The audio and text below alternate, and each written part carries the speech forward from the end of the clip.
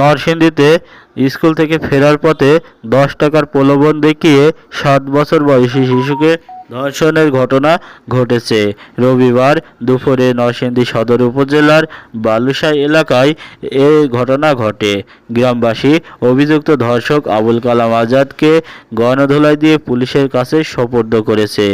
স্থানীয়রা জানায়, প্রতিদিনের মতোই ক্লাস শেষে বাড়ি ফিরছিলেন প্রথম শ্রেণিতে পড়ুয়া ওই শিশুটি।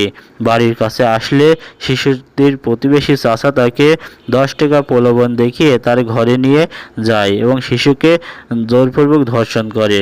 পরে শিশুটি বাড়িতে গিয়ে তার মায়ের কাছে বর্ণনা দিলে চিকিৎসা সেবার জন্য নরসিংদী সদর হাসপাতালে নেওয়া হয়।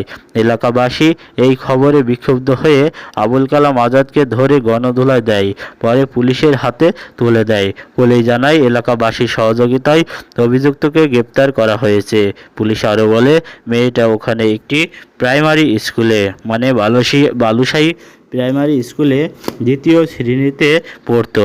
সেই স্কুল থেকে ফেরার পথে দুপুর 12টা 30 মিনিটের দিকে এই ধর্ষক আবুল কালাম আজাদ তাকে তার বাসায় ডেকে নিয়ে তাকে ধর্ষণ করে এবং ধর্ষণ করলে সে ধর্ষিত হওয়ার পর তার বাড়ির নিকটস্থ তার মায়ের কাছে যে ঘটনা বললে এবং তাকে রক্তাক্ত অবস্থায় পেলে তার মা তার বাবাকে জানায় এবং তারা দ্রুত সদর হাসপাতালে নিয়ে যায়।